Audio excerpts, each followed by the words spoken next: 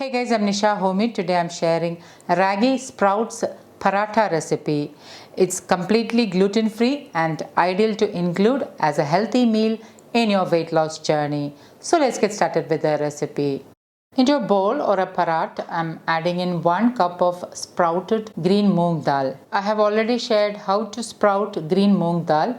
Links will be updated below this video. Please do check it out. Adding in half teaspoon jeera, also known as cumin seeds. 1/3 teaspoon freshly ground black pepper powder, half teaspoon turmeric powder, 1 green chilli finely chopped or as needed, 2 garlic cloves and 1/4 inch ginger finely chopped, 1/4 teaspoon ajwain, also known as carom seeds. I am crushing the ajwain and adding in so that the flavors are released. Some fresh coriander leaf finely chopped, 1 cup of sprouted ragi flour. Ragi or finger millet is a whole grain and it is completely gluten free.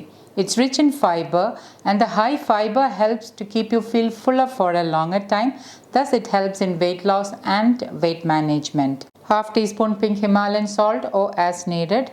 And with my hand I'm lightly mixing all this really well. Now the reason why I'm using sprouted ragi flour is that ragi, once it is sprouted, the vitamin C levels tend to increase and lead to easy absorption of iron into the bloodstream. Next I'm adding in water little by little. I'm using room temperature water and mixing it with my hand.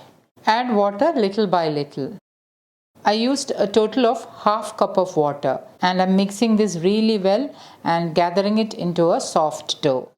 I've gathered it into a soft dough and you can see that the dough is of spreadable consistency. When I use my thumb, I can easily spread the dough like this. So this is the correct consistency. This dough can be kept in an airtight glass container in the refrigerator and it will stay good for a couple of days. I'm showing an easy method to roll out the paratha, and for that I'm using a steel lid like this.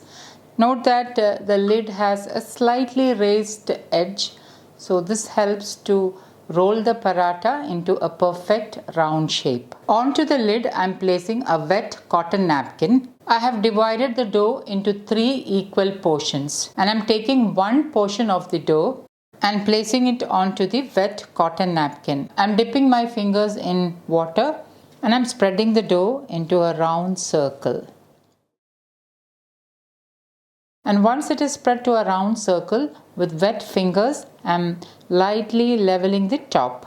And now it is ready to cook on the tawa. Once the tawa is heated, I'm greasing it with wood-pressed gingerly oil, also known as sesame oil or til oil. Reduce the flame to the lowest and place the cotton napkin on the hot tawa, roti side down. Let it stay there for about 20 to 30 seconds and then carefully peel off the cotton napkin. Drizzle in a little bit of A2 desi ghee. If you are a vegan, you can use any wood-pressed oil of your choice. Ragi is ideal to include in diabetic diet and it is one of the very few natural sources of vitamin D. For better assimilation of vitamin D in ragi, you need a good source of healthy fat like wood-pressed oils or A2 desi ghee. So try not to skip it. Cover and allow it to cook on low flame. A couple of minutes later, open the lid and carefully flip it over and allow that side to get cooked as well. It should take 2 to 3 minutes on low flame. And once that side is cooked, I'm transferring it to a serving plate. Before making the next paratha, lightly grease the tawa and then place the cotton napkin roti side down. While that is getting cooked, I'm rolling out the next paratha. So guys, do try this healthy, protein and fiber rich sprouts paratha recipe and let me know how it turned out. Thank you for watching and until next time, take care. Bye-bye.